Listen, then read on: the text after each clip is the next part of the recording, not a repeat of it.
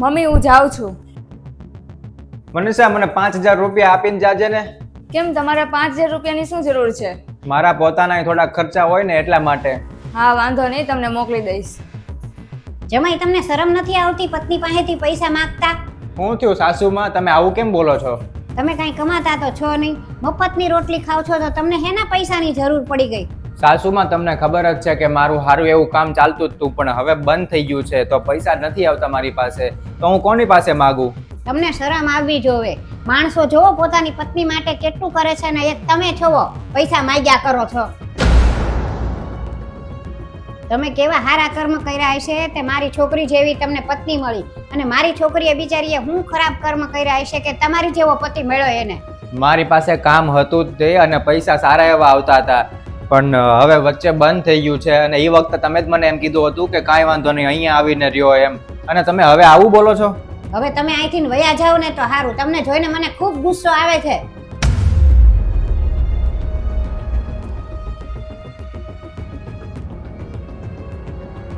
વાહ, તમે તો અહીં આરામથી મોબાઈલ જોવો છો. આ ઘરના કામ કોણ કરશે બધા? ઘરના કયા કામ સાસુમાં?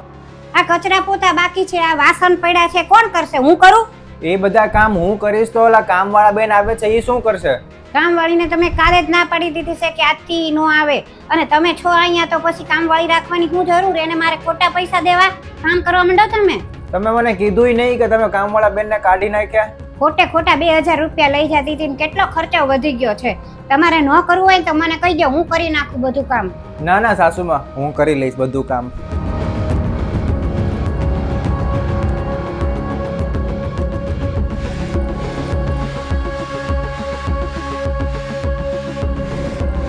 આવી ગઈ? હા આવી ગઈ. અને તમે જમવામાં શું બનાવ્યું છે? મેં હજી જમવામાં કાંઈ બનાવ્યું જ નથી. આખો દિવસ તમે નવરા બેઠા રહ્યો છો, તો કંઈક તો જમવાનું બનાવી નાખ્યું હોત, મને ભૂખ લાગી છે. અરે હું નવરો નહોતો, આ ઘરના બધા કામ મેં કર્યા છે, સફાઈના વાસણના બધા મેં કર્યા છે, અને એ બધું કરતા કરતા ક્યારે સાંજ પડી ગઈ ખબર જ ન રહી. અને તું એમ કહે છે કે રસોઈ મહેનત બનાવી, એટલે કઈ રીતે? શરમ આવી જોઈએ તમને. એક તો કંઈ કરતા તો છો ને, હવે મારે જમવાનું કંઈક કરવું પડશે.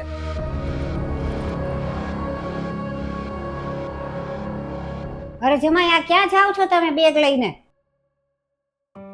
મનીષા, આને કાંઈ મગજ છે કે નહીં? હું આ ઘર છોડીને જાઉં છું. ઘર છોડીને જાઓ છો? રહેશો ક્યાં તમે? તમારી પાસે પૈસા છે? જ્યારે મારી પાસે પૈસા હતા ત્યારે તો તમે મને બહુ સાચવતા હતા, અને અત્યારે મારી પાસે પૈસા નથી, મારું કંઈ કામ ચાલતું નથી, એટલે મને તમે કામવાળો બનાવી દીધો છે ઘરનો. જ્યાં સુધી પૈસા હતા ને મારા હાથમાં, ત્યાં સુધી તમે મને માન સન્માન ને ઇજ્જત આપી, પણ હવે તો કઈ મારું કઈ કામ નથી અને મને તો કામવાળા તરીકે રાખો છો. એટલે હું જાઉં છું, અને જ્યારે હું પૈસા હરખા કમાઈને આવીશ ને ત્યારે જ હું પાછો આવીશ આ ઘરમાં.